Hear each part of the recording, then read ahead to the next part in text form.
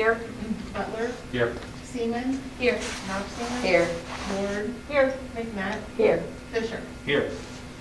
And the pledge of allegiance. I pledge allegiance to the flag of the United States of America and to the republic for which it stands, one nation, under God, indivisible, with liberty and justice for all.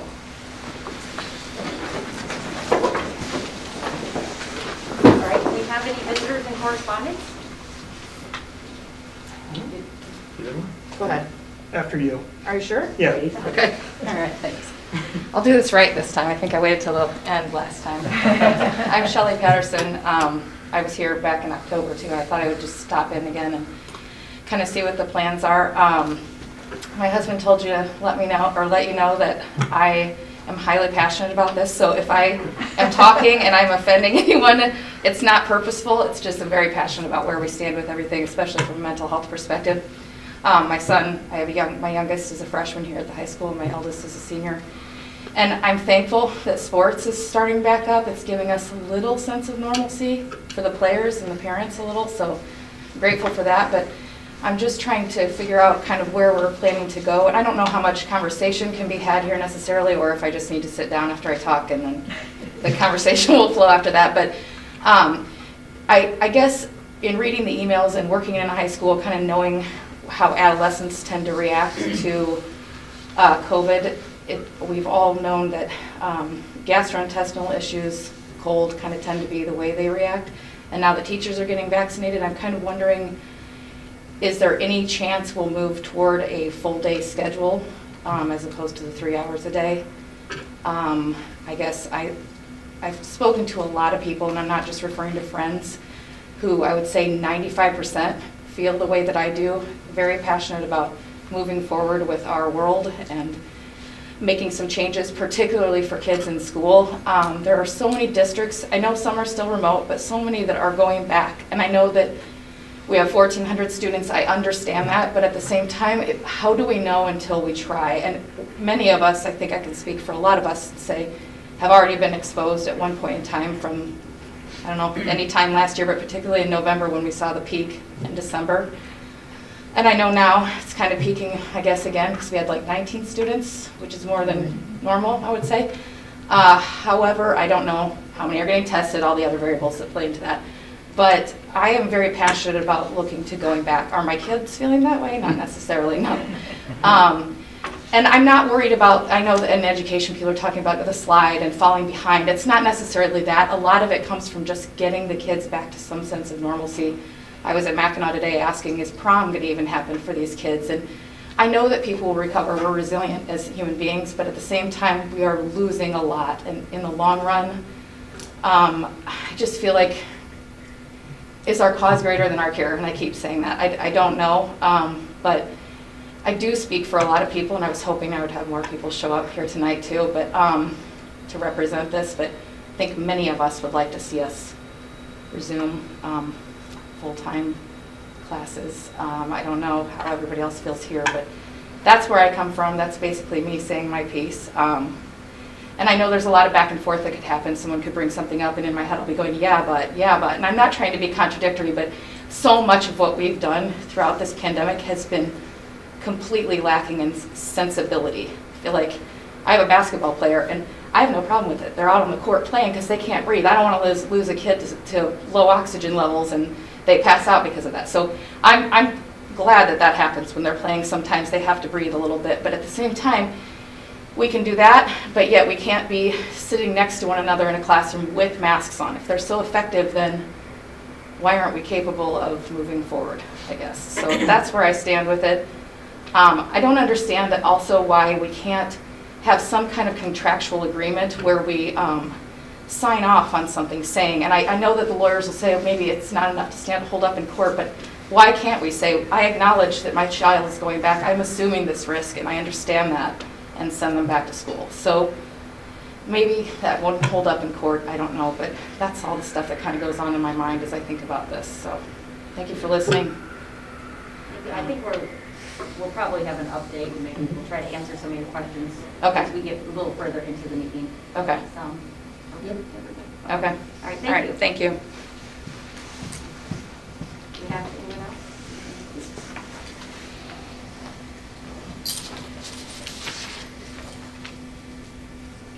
Okay. I apologize if I go off the script of live Ren, but I guess I'll begin. Good evening, and thank you for allowing me the time to speak. My name is Noah Ansky, and I'm running to fill one of the open seats on this board in this upcoming election. This evening, I feel a personal responsibility to ask what may be considered some difficult questions. JCAR, also known as the Joint Commission on Administrative Rules, next week will be voting on the culturally responsive and learning standards, which some say may embrace a progressive agenda.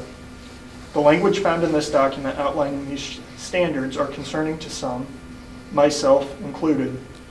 The handling and execution of implementing these standards will no doubt be a fine balancing act of exposing students to cultural issues that will prepare students for after graduation and possibly accidentally causing a bias to one side. So I guess what I would like to ask is, does anyone on this board feel like these new standards could further allow teachers to impose their personal views on students rather than allow students to draw conclusions based on unbiased information by themselves? Also, if this is passed next Tuesday, what steps will be taken by the board if these standards are passed to ensure that these students do not indoctrinate or push away a conservative or biblical viewpoint for students? I think, as a board, I mean, I haven't really discussed any of this in any length, but Traditionally, in an open session like this, when you ask questions similar to that, they're going to need a little bit of time to think about it. I don't think any of them are in any position to answer it. JCAR is covering that. There are 80 other pieces of legislation roughly sitting out there that could change school code. So until they get passed, we usually don't have deep discussion on that. What comes out of JCAR, we'll see. I think we've traditionally taken an approach to be conservative in our attack on any of that, because our biggest charge as a school district is to make sure we educate kids. And so we try to stick to the core curriculum as much as possible. If you really look at what's happened to education over the past 15 to 20 years and the amount of changes that have been thrown at educators to implement in the classroom, it becomes very difficult to say there's enough time in the day to cover every single iota of everything they put into the school code. So what we're trying to do is best prepare our kids for the next level. And right now we believe that's sticking to fundamentals for the most part. Having said that, we do have to follow ISB guidelines, so I think a lot of it's going to depend on what they write out in those rules and what their expectations are of schools from that. Okay. So I guess if I may ask a further question, if that's okay. Mm-hmm. I guess, has there been any conversation in closed settings? On that? Yes. No, Okay. that would not fall under the closed session version of the Open Meetings Act. Okay. Because I knew other school boards had taken it up, and it is being voted on next Tuesday. So I didn't know if there was discussion or. Not at this point. Okay. Thank you. You know, one reason, since you're running for the board, it's a little informative, but one reason we don't answer questions specifically is because we don't function as individuals, but as 7 people who work together to come to conclusions. So it's difficult. It's not really how it's designed, you know, for in the board setting for us to address that specifically. But the other thing that's interesting is that we, and Dr. Freeman alluded to this, we don't really have a lot of control over what the state does. We live within the guidelines that the state provides to us. We do have an advocacy organization called the Illinois Association of School Boards, and it's through them that we advocate for legislation. And they're working on that on our behalf now. So I just didn't want to leave you with the impression that it's not something that we don't care about or aren't interested in. Okay. I read it myself this morning, but you know, it's not something that we can get our hands on yet. We have to rely on the legislators, and then we'll deal with it when it comes, Okay, in whatever form it comes or doesn't come. okay, thank you. So if you have specific concerns tied to that, my suggestion is put them together in an email, send them to me. I'll make sure to share it with the board, and we'll look into it and see if we can at least have an answer at some point in time for you, okay? Okay, thank you. You're Thank you. welcome. All right. Do you have any other visitors and correspondence? All right, if not, on to reports. The meetings report. You have a copy of that in your board package? Early intervention report. Yes, this is a semi-annual report that comes out and just talks about some of the things that we've seen over the course of the year. Good. I just make a comment to the administration that I'm really glad to see that we are still having all these interactions with students for their mental health. I look through it, and obviously there are lots of points of contact, so I'm glad that you guys have been able to still keep with that program that's so important to the students. I think the counselors have been working very hard. Our remote students have been working to reach out. They've done home visits. Our in-person students, we obviously have more of an opportunity to talk directly with them when they're here. So we'll continue. I think it was brought up earlier, we know that there are a lot of mental health issues tied to all of this, and we're trying to do everything we can to provide support. Anything else on that? Enrollment report. You got a copy of that? Same. It's about the same. Financial reports, Dr. Sanders. Okay, I'll be really brief. There's not been much change in the expense and the revenue report.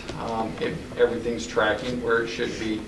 On the insurance and investment, this is the exact same insurance report that was reported out last month. This is the earliest that we can have a meeting in a month, and we just hadn't received the information for the insurance for the month of January. So, again, just tracking our investments. That's the report. There's not much growth happening on the investment side of the house. You have any questions? No questions on that. Board committee reports. If you have maybe three. I can do mine if you want me to. Sure. Okay, tonight we're going to talk about the fire safety, and we listened to Brad from, there it is, K-Technology, K-Town, and the new fire alarms will be up to code, which is what's needed. We also received a facilities improvement request for an ADA ramp with possible redoing of the library, and that would be put into our 10-year plan. And we see Dr. Freeman and Dr. Sander met with our architect again for the 10-year plan, which includes life safety, the stadium footprint, frondatory gym refresh, and now the library refresh. We also looked at updated facility goals, and then Ms. Essig suggested a possible update of the handicapped access in the old boardrooms that have been remodeled, and that will need to be in a facilities improvement request also. Anything else? I had a question. I wasn't able to attend that, and I know we've been working on the 10-year footprint with the stadium. Was the library refresh and the Tory front put in the footprint for that? Not in the stadium footprint. Okay. That's That's a separate, Yes. and that's already been authorized, right, to release to have them? to work on the stadium footprint, yes. So that's the only thing the architects are working on right Yes. now. Okay. The others are just sort of. And We then- know that we know especially the Tory gym's been sitting out there. The Right. request for the library refresh is relatively new, Right. so And- that wouldn't have made it into that wheelhouse just yet. And then as far as the goals that we're going through, we'll be going over those next week, correct? Correct. Okay, from that, okay. Thank you. All right. Did we have, who else in that? Finance? Brendan, you have anything to put out on? I mean, we had a pretty substantial meeting. We discussed potential future bond restructuring for HVAC projects, just looking forward, we can handle the phase one with existing funds like we talked about last month. So we're just keeping aware of the financial challenge of redoing the whole HVAC system over the coming years. So we, just keeping that in mind, we reviewed the board goals, and pretty much I can say they're the same as last year because they're all pretty standard. I think we changed one word, which was probably the year. And we'll review that at our planning session. Dr. Sanders beginning the budget. We talked about custodial services. And then finally, we talked about the TIF, and I believe we're going to have, is it correct that city manager review for planning? So that's good. And then we had executive session discussing collective negotiating matters, which we'll also cover tonight for the whole board and closed. And that's about it. And we do have a curriculum committee meeting coming up very soon. We haven't had one yet, but it will be reported at the next board meeting. I believe Thursday. Okay. All right. Any questions on those? Not on to number 6, discussion and informational items. Number 1, the resignation of In Shirts, the school social worker. Yes, she's a township employee and was offered a position by one of the local school districts, and she's happy. Number 2, in-person and remote learning update. Well, the big ticket items that we are dealing with right now, our plan is still working. It's working very well as far as keeping the number of quarantines down. What we are seeing is a spike in positives. It was mentioned a little bit earlier, by the end of the week last week, we had 20 positive students. It is only Monday, and we have 16 positive students today. We seem to be seeing this. It is happening outside, but the problem is these kids are still coming to school from time to time, meaning they don't necessarily know they're positive, and there's a 48-hour look back. And I think one of the questions was coming back together on what does that mean? Well, that means 25 to 28 kids in the classroom. If we had the same number of kids show up at school last week that were positive within that 48 hours of turning positive, we'd be looking at probably about between 150 and 200 quarantines, which is excessively disruptive to our system. It causes problems for the teachers, it causes problems for the kids, and I think that's part of what we are very concerned about right now with talking about trying to go back in person. We're at the beginning phases of the vaccination stage for our teachers, and most of us that have been able to get appointments to date have our first shots. There are still a number of them that need to. I'm hopeful that by the end of March, pretty much all of the teachers who want to be vaccinated will be vaccinated. And I think that's got to be the number one hurdle we have to jump before we really talk about coming back full term. We still have a number of teachers that do have health issues, and we're not willing to put them at risk with this because we've seen some of the damage that it can do to people over time. We've had staff members who've lost loved ones to this disease. And I don't want to see that happen to one of our staff members either. That could be problematic. We do have the issue yet of just the size of our school district and trying to feed kids. As long as the IDPH and the state board are sticking to no more than 50 in a space, we would have to figure out how to feed lunch to, right now it would be about 1,200 students if you take out the kids that are remote. In order to do that 50 at a time, basically utilizing the space we have, which we basically have 3 locations that aren't used for class periods at that time, where we could possibly feed 50 kids, we'd have 150 kids per lunch hour. It would take 8 lunch periods to feed the kids. We don't have 8 lunch periods to feed kids. So feeding becomes a problem. You know, the next question is, do you just release early? Which is a possibility, but then we come back to the same issue with condensed space with a lot of kids in it. If you have 28 students in a room, one positive student can take out 3 to 4 kids.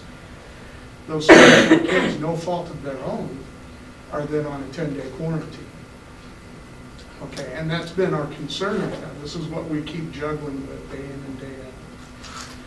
Now that we are in athletics, which is great, this is great. We are seeing things start to move towards more of a flow. That would become pretty difficult for a kid that's in a 6-week season to realize they went to a class and now they're out of their season for 10 weeks because another kid showed up and 2 days later ended up sick, and their look-back period is at 48 hours.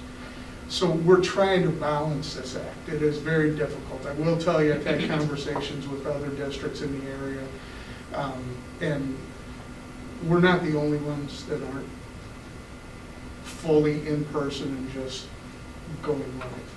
A lot of the schools that are considering that around us right now tend to be more the elementaries, the bigger high schools aren't.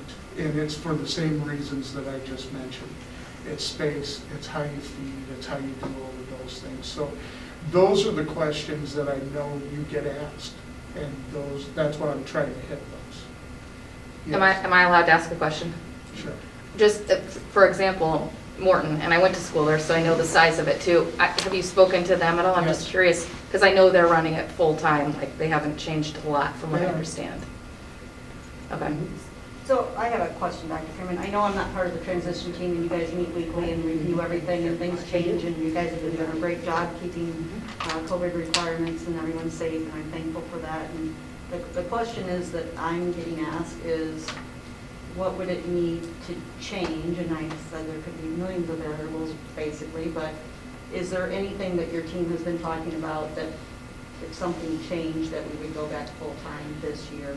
And then they're also considering into next year, and I said, I don't believe we've even talked about next year.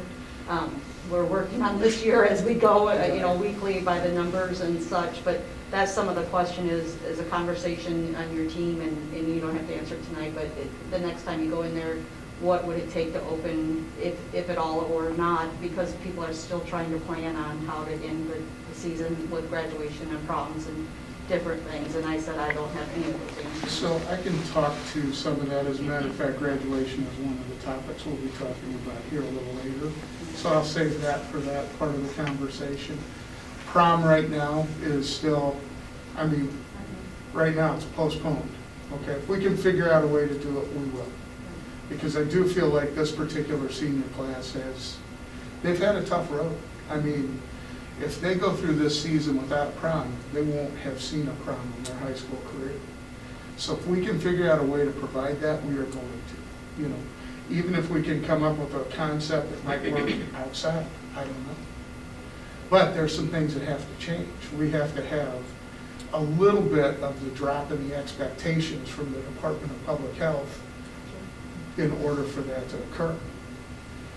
I still think the 6-foot rule for 15 minutes is huge. That is the big factor right now that keeps us in this holding pattern that we're in. That means we have to figure out ways to keep people 6 feet apart. Because if you don't, and they start coming to school positive, you've got big problems. So the 20 kids that you had this week, do you know if they're in the morning or afternoon, or are they? It's kind of mixed between both. Okay, but you do have record of which session they attend? Yes. And the teachers are made aware. Well, they're here all day, so. Yeah. Well, then another thing is the ever-changing variables. Right now, I've been watching the news, to see where we're going nationally and within the state and so forth. And now we're talking about 3 new varieties of the COVID from 3 different countries that they have identified in the United States in areas. And some of these figures are not encouraging with what they know now. What we'll know now tomorrow may be different. But here we were working on one virus, and now we're working with 4. It's just constantly changing, up, down, good report, bad report. It's so hard to nail it down and predict. It is, and right now in Illinois, I'm aware of 2 versions. The basic version of COVID that we've had, and then The that UK, version that came out in in the UK. Chicago? Yeah. So it tends to spread, but it spreads Much more. usually top down. And it's a higher spreading It is. virus, a form of the virus. It is. So So it's, there's some information out there that these vaccines will be effective against it, and that's the hope, but I don't know that they've had a lot of time to really study that. Right.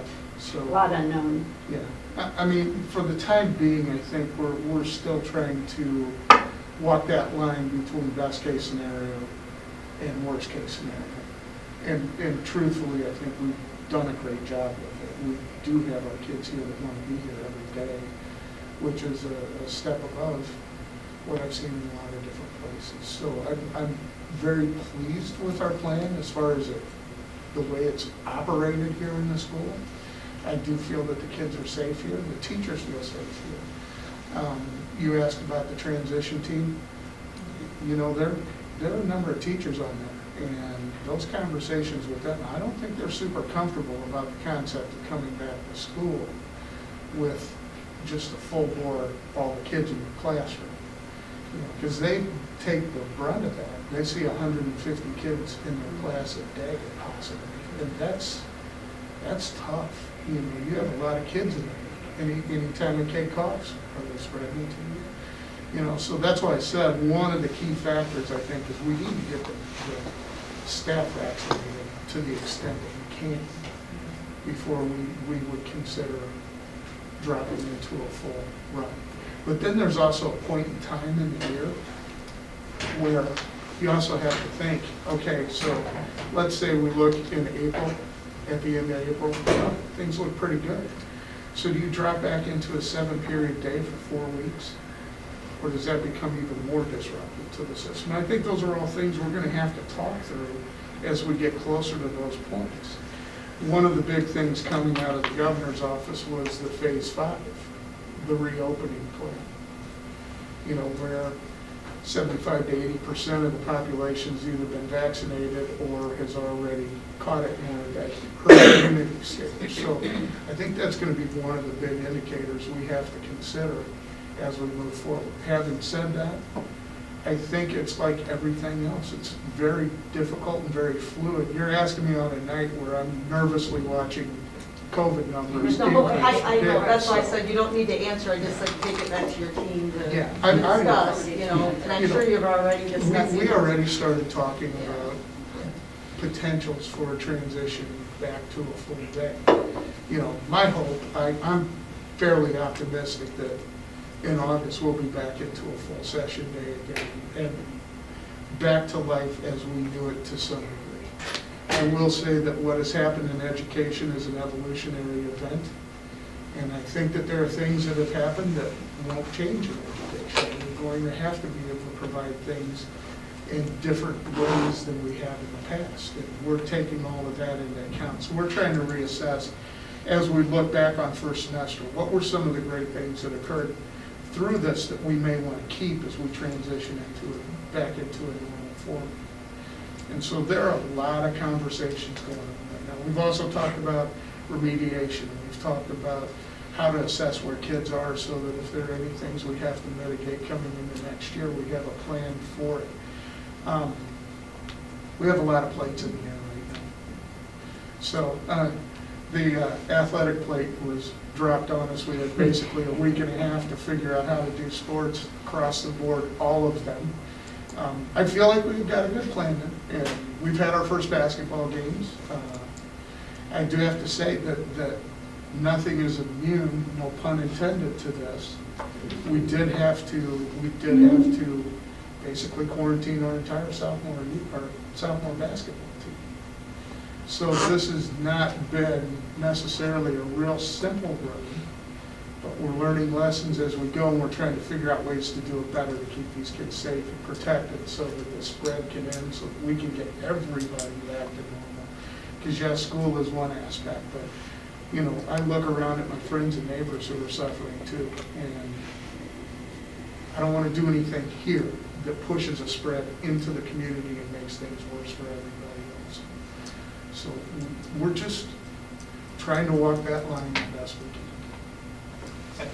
I would just like to throw out as well, a lot of times, people tell schools, you should follow the corporate model. You know, companies are doing this and it's a good idea. Most of my friends who work in the corporate world, if they can work remotely, they're working remotely. It's my understanding that most Caterpillar office employees who can work remotely are doing so through July. You know, I know somebody, for example, who they're not going back to their offices until they don't have to wear masks anymore, which their epidemiologist thinks is going to be somewhere in 2022. So we are in school. We're working. I mean, we've pushed in, and part of I think it's easy to look at a system and to see the downsides of them, but the upsides are significant. The kids are in school. They're learning. The teachers know what they're supposed to teach for the year. They've made plans to teach it in this manner throughout the year. If all of a sudden COVID goes away and they could teach full-time, I'm sure they could and would. But COVID's not going to go away, and in the fall it's still going to be here. And part of opening up successfully in the fall is the teachers and the students trusting the board and the administration to have managed this safely for everybody. And so I think we're more able to open up in the fall if we manage this year safely for everybody. So I feel really strongly that we found the best way forward to keep everybody safe and keep the teachers functioning at their best and the students here learning. Kids are learning their material. They're going to do well on their tests. I feel like AP kids are learning. Talk to me later about the DF lists and the troubles, their grades too, though, academically. But even people who like sports, I mean, to your point, if we had kids in class and one kid knocks out 3 kids per class, 7 classes, that's 21 kids knocked out by one student who has COVID. And then if a couple of those players play on a sports team and then they give it to all the kids on the sports team, I mean, the kids would start losing their ability to go to class, they lose the ability to run sports, whole teams get shut down. So there are a lot of consequences to not walking this path very carefully. And I feel like we've walked it pretty carefully. So, and if anybody's wondering, yes, we want to get back to a normal day. We just want to make sure that we're safe when we do it. I don't think there's anybody here who wants to remain in this forever. We would like to get back to a 7-period day. We'd like to do so as soon as we can. But we've got to have the ability to say, yes, it's safe to do so. The environment has to tell us that. And I keep watching these numbers. Right now, this would not be the day where I'd say, yeah, this is a good day to go back. This last couple weeks, I'm starting to get a little nervous again. What I don't want is I don't want to have to shut down, because I think then you go to remote for 10 days and that disrupts, that causes more problems. We know that for a remote setting for some kids is really good. They're doing a great job with it. We have kids that are just tearing it up remotely. We also have kids that are struggling with it. So that's why we're trying to maintain stability as much as possible. The ins and outs are better. I understand that, and I do respect and appreciate what you're saying, but am I the only one in this room that works directly with high school students? Like, I'm talking date. Okay, like teaching, we have teachers in here? Volunteer. So you work directly with the students? And the transition team is made up of mostly teachers. And Okay. They right now would not be in agreement with what you're saying. They've told us that directly. Okay. And we talked to the teachers. I was in the hall talking to them today a number of times. It's just a little different world. I'm telling you, these bigger systems where you have to pack so many kids in, when you see a hall that's so tight you can't get bodies in between, it makes you nervous in a pandemic situation. I get that. I keep going back to the mental health side. We're so hyper-focused on the physical side of things, and that's my struggle with all of this. Well, that's the other thing that we just talked about as well. We are working hard on the mental health side of it as much as we can to try to get them here, to have that constant presence. You know, now that we're able to open up events, I think that will help all the kids that are engaged, and that's about 70% of our students who are engaged in sports and activities. You talk to the basketball players, they are much happier. you know that, if your son's playing basketball, they're much happier that they're at least getting the opportunity to get on the court and do what they love to do. And I think that the more we can do things like that, the better we'll be. And every time we get those opportunities, we're taking it. As a matter of fact, on Thursday, the IHSA dropped another little bomb on us about what we can do with cheerleaders and pep bands. And so now we're working on that Right. to try to get them involved. So every time these things happen, we're trying to address them to get more kids engaged, to get it back in to their normal world. And isn't that kind of the story of all of this, that as we're trying to push the envelope as far as we can up against the requirements that have been put in place by NPH. Yes. As they relax the requirements, we push on a little farther. But it starts with them changing the requirements.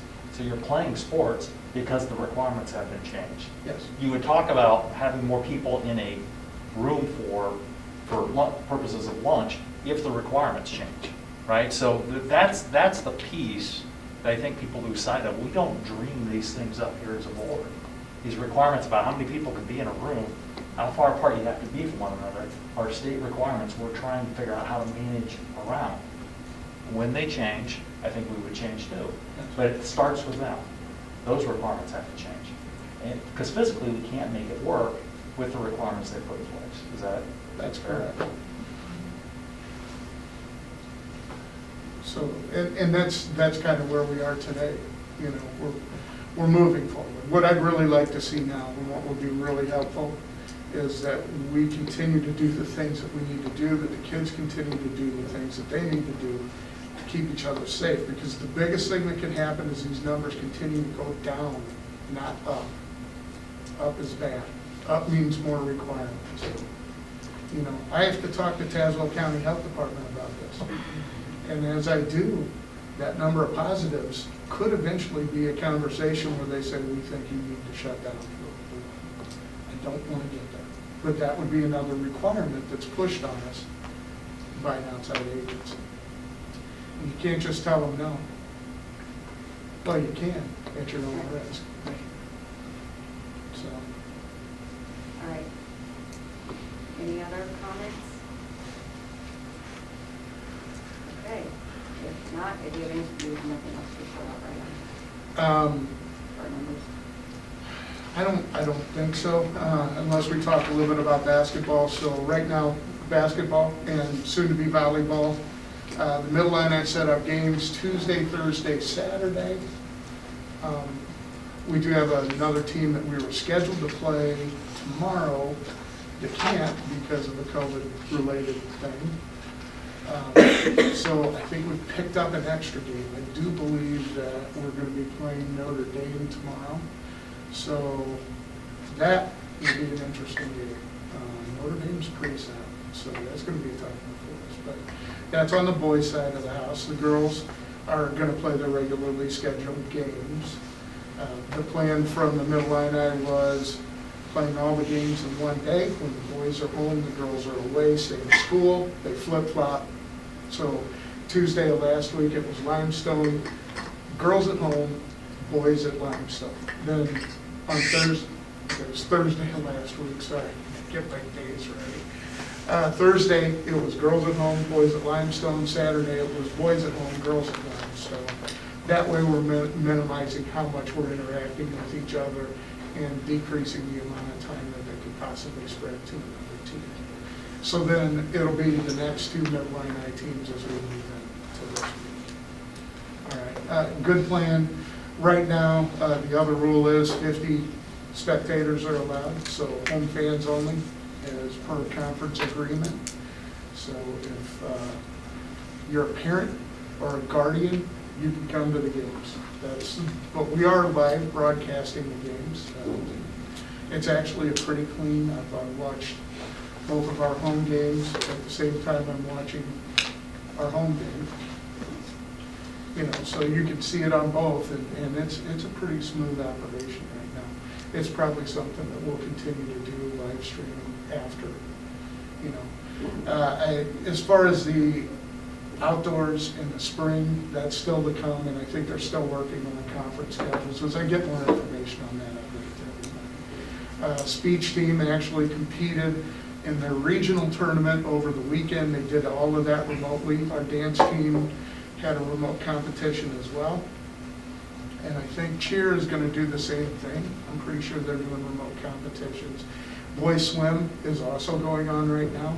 They are holding those live, obviously, because it's swim and you're going to have to be in the pool to do it. So they are doing those live competitions. So things are rolling. We're starting to get that feel that, you know, maybe there's a little more normalcy. So that's That's pretty where, much it. okay, all right, I think that's a lot. All right, nothing else on that. Number 3, this should be a lot easier topic, school calendar. School calendar, I have a draft of that for you. You can kind of see where the start dates fall and the end dates fall. Those are always a big question. Right now, it is a draft. It still needs to go through the union as per our contract, and they have the opportunity to comment on it. I believe in March we'll have a calendar to approve. I don't know that it'll look a lot different than this. I think this will be pretty close to it. We have that first semester balanced. Remember the differences between the high school and the middle schools, or the elementaries. They don't necessarily have the drop deadline that we have of that Christmas break. We need to end our first semester at Christmas. We do not want to carry exams over in the second semester. That's just lost instruction. Because over break, things get lost, so you spend a lot of time back from break just reviewing what you did. So the best way to handle it is have a nice clean finish at break. Students come back, start the second semester, and away you go. That's how you maintain your best instructional model. So we'll probably start a little earlier than the elementaries from what I've seen from their calendars, but that could change too. You know, they're still running it through their boards and their faculty as well. But we're in pretty good shape. I think that's a much simpler calendar than the one I was looking at this morning. So there we go. All right, any comments on the calendar? All right, if not, school meal prices. In the past, we would bring to board if we needed to make any adjustments. Where we're at right now, because we're open for open lunch, we're putting that on hold until we get more information from the state. You know, as we've talked about, you know, if we went back to a full day somewhere along the line, what the state will do as far as the school lunch program. So this is just an information item to you to let you know that there'll be more information coming once we see what the future's going to look like. Did the state allow for the lunches to go to a certain date? Have they cut it off at the end of the school year, or January, I read somewhere? I believe it's going to go all the way through the end of the school year, but there's a webinar tomorrow. We've got our ROE meeting. They're going to talk about this EBT program, which is it's rather new. I'm working with Laura, our food service director, on that, cafeteria director, to try to figure out what that program is going to look like. It's a lot of work anytime you get the feds and the state involved in the school lunch program, so it can be a little cumbersome trying to navigate it. So I'll have more information.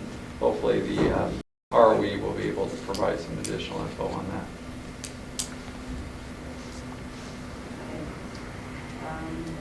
Number 5, graduation. Okay. So traditionally, we hold our graduation on a Sunday. What I'm hearing coming from ISB, from IHSA, is that when we get to outside sports, we're probably looking at a percentage of your seating capacity within your outside seating area. So the reason I bring that up is if they're going to go that way with a football game, then I think that would probably be about, and they're talking 20% to 25% of seating capacity. So if you're wondering what that means in our stadium, it's right around 1,000 people who can be in there.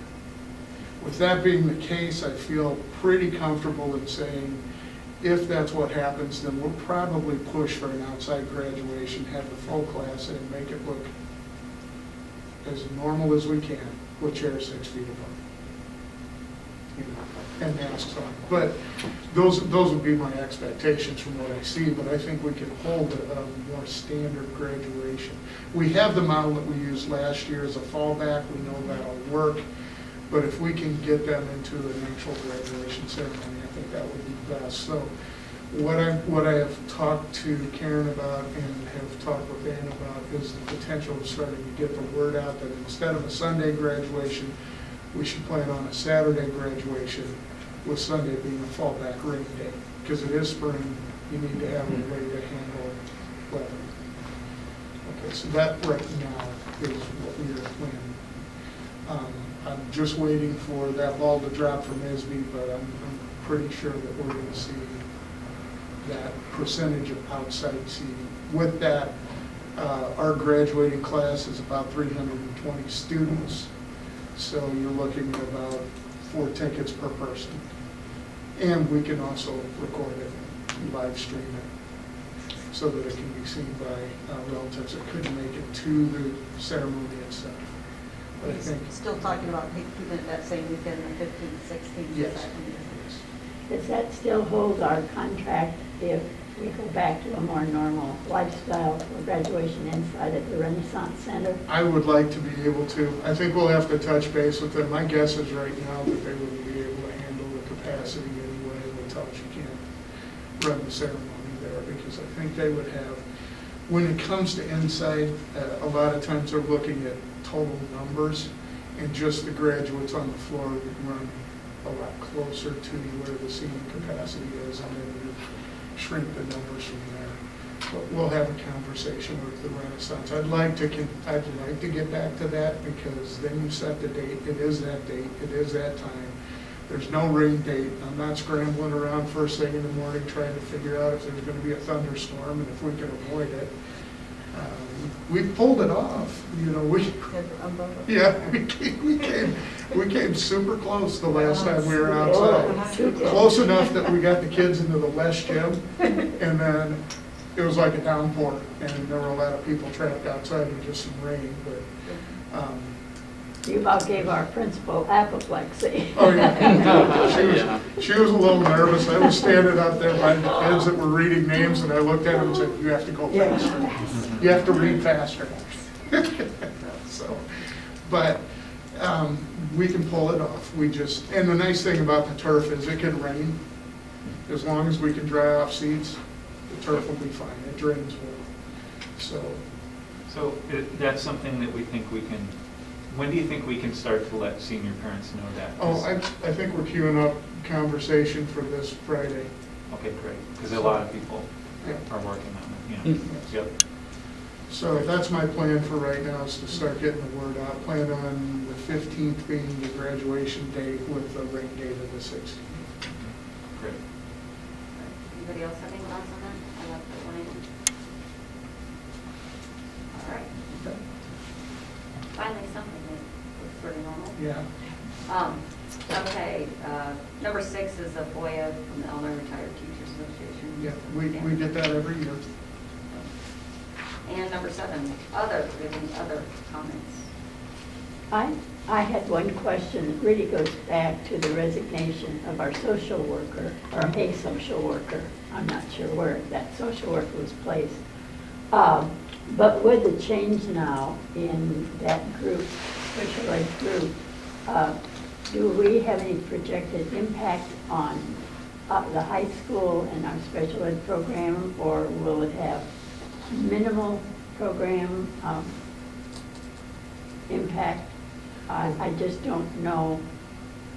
Since we've had it for so many years, I'm not sure where we will be with It's the a change next complicated year. question, and I'm going to have to answer it in a couple different ways. We will have a decrease in the number of staff that are hired through this board that serve the township, because the township went from 4 districts to 2. Okay, so 15308 are still holding together in a partnership because we see it as something that's mutually beneficial. 5251 have determined to go on their own. So we're cutting back staff to the appropriate number. This resignation falls right in line with that. She was actually stationed at one of the two districts in that district offered her the position in their district, which worked out great. You know, as far as it could have for the township and for everybody, and nobody was released, so to speak.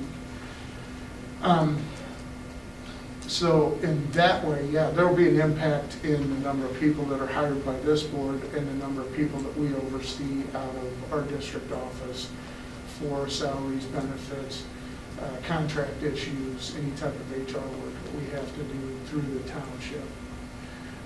As far with the impact on the students themselves, both 51 and 52 have said they want to continue to partner with us with those education programs. I think that they mean it, and we'll see what the impact of that is as we move down the road. But as of right now, hopefully no. Hopefully we're able to continue the level of service that we provide, and it's a smooth transition from the elementaries to the high school. Then will we contract with District 50 because they didn't go independent? So are we setting up some type of alliance then with District 50? What happened was basically two districts left the township. There are two that remain in. So the township still stands. On paper, we're still there. It's just the two districts right now. Okay, that clarifies it. Any others? If not, we'll move on to the consent agenda. Number 1, minutes. The regular board meeting minutes, January 19th, 2021. Approved executive session meeting minutes, January 19th, 2021. Approved finance committee meeting minutes, January 28th, 2021. Approved executive session meeting minutes, January 28th, 2021. And approved facility committee meeting minutes, February 2nd, 2021. We also have the bills, and number 3, the reimbursement of coursework to teachers. Is that right? Mm-hmm. All right. Do we have a motion to accept the consent agenda and resolution 7.1, 7.2, and 7.3? So moved. Second. Motion second. Do we have any comments or questions about the consent agenda? If not, can we have a roll call, please? Knopfinger, Yes. Ward, Yes. McNutt, Yes. Fisher, Yes. Essing, Yes. Butler, Yes. Seaman. Yes. All right, motion passes. On to 8 action items. Number 1, personnel, non-certified employment. Can I just put all these together? Mm-hmm. You have comments on them, or just read them? Well, I can explain. Okay, so let's talk a little bit about it. We have a maintenance and activities worker. If you remember, we have an open position for that, and this is just filling that vacant position. Then the special events custodians, we used to have that position a while ago. It went away for a little while, but because of the way athletics are being stacked on top of each other, we're expecting a very busy spring. And unless we want to keep our guys here 6 days a week with a lot of overtime, we are going to need the extra support. And so these part-time, temporary part-time special events custodians will help us keep facilities open, operating, running, clean. That's going to be their extra role. So we just need the personnel. We're going to need the hands. And this was mentioned in the finance. Yep. All right, so 8.1.1A, approve employment of Nicholas Tuffle for maintenance and activity worker. Do I put these together? Yes. Okay. 1.B, approve employment of Evan Dayhoff, temporary part-time special events custodian. And 1C is approved employment of Will Crouch, temporary part-time special events custodian. Do I have a motion? So moved. Second. Second, any other questions or comments? If not, we have roll call. Essing, Yes. Butler, Yes. Seaman, Yes. Knopfinger. Yes. Ward, Yes. McNutt, Yes. Fisher. Yes.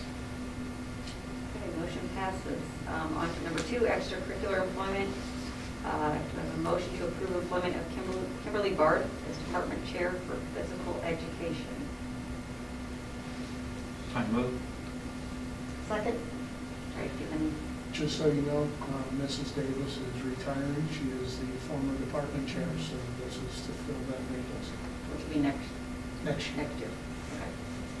Any other comments? We have roll call, please? Butler, Yes. Seaman, Yes. Knopfinger, Yes. Ward, Yes. McNutt, Yes. Fisher, Yes. Essing. Yes. All right, number 2, approve the goal planning meeting. Do we just need a motion to approve Yes. the goal planning meeting, which I think is next Tuesday, the Next Tuesday. 16th at 5 o'clock? 6. o'clock. 6 o'clock. So moved. Right here. Second. All right, motion is second. Can I have a roll call, please? McNutt, Yes. Fisher, Yes. Essing, Yes. Butler, Yes. Seaman, Yes. Knopfinger. Yes. Ward, Yes. All right, motion passes. Number 3, approve the HLS 10-year survey. Can you explain that a little bit? Well, each year we have, or every 10 years, we have to approve the actual survey results and the expectations from the community. So this is it. This is I think the survey. the facility committee has seen it. Okay. So could I have a motion to approve the HLS 10-year survey? So moved. Second. Motion is second. Any other comments? Roll call? Ward, Yes. McNutt, Yes. Fisher, Yes. Essing, Yes. Butler, Yes. Seaman, Yes. Knopfinger. Yes. Motion passes. Number 4, approve HLS fire alarm proposal, which Bonnie, I think, mentioned a little bit earlier. Do you, Dr. You Sanders? want to talk about it? Yeah, I'll jump in. So that 10-year health life safety survey is broken into 3 categories. The urgent items, the district has 1 year to address those items. Many of the items that were just approved in the health life safety 10-year survey are dealing with our fire code issues. Our guys cannot do that type of work. It has to be done by someone that is licensed to be able to handle the fire alarm system work. To give you an example, I spent about 7 hours today with the fire marshal and the ROE representative doing the annual health life safety inspection. And they wanted to see what was underneath the stage, and since we use that as a storage area, it has to either be alarmed or sprinkled. And so this is one of those things that is going to get cleaned up. We've got to have a smoke detection alarms in places like underneath the stage that was built in 1942 that didn't have that, but now it's part of the code. And so we have to do that and get that work done within a year. So KCOM, it does our fire alarm system, and so they proposed this to tackle those items. So that should take care of quite a few of the urgent items on our health life safety plan. Well, not that we're opposed to this in any way, but this looks like something that just absolutely needs to be done to follow through for safety issues, correct? Yep, it is. You know, the codes change, and so that's why we go through this drill, is to make sure that our schools are safe. All right. Dr. Sander, do you know when the planned start date is for some of that work? Was it sooner than the summer? Yes, as soon as we get the approval on this, they should be able to get into certain zones and start working on that. Any other questions or comments? If not, can I have a motion to approve So- the HLS fire alarm proposal? So moved. Second. Motion second. Roll call? Essing, Yes. Butler, Yes. Seaman, Yes. Knopfinger. Yes. Ward, Yes. McNutt, Yes. Fisher. Yes. On to number 5, approve out-of-district volunteer coaches.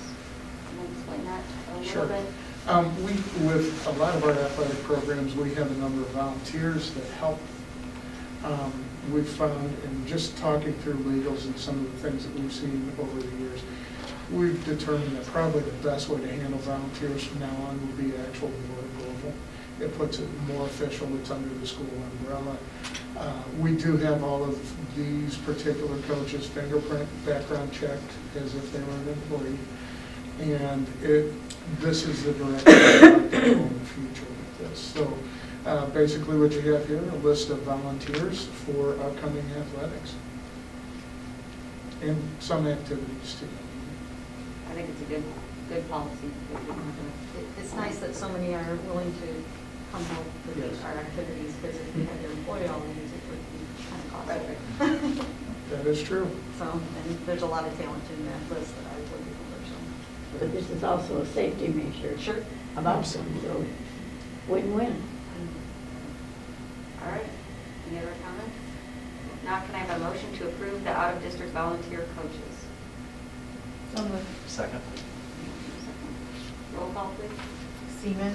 Yes. Knopfinger? Yes. Ward? Yes. McNutt? Yes. Fisher? Yes. Essing? Yes. Butler? That's, Now I need a motion to go into executive session, purposes of appointing, compensation, discipline, performance, or dismissal of specific employees of the district or legal counsel for the district, including hearing testimony on a complaint lodged against employee or against legal counsel for the district to be determined validity. So moved. Second? Roll call? McNutt? Yes. Fisher? Yes. Essing? Yes. Butler? yes. Seaman? Yes. Knopfinger? Yes. Ward? Yes. Other action items after. There's no action items after. No action. Okay.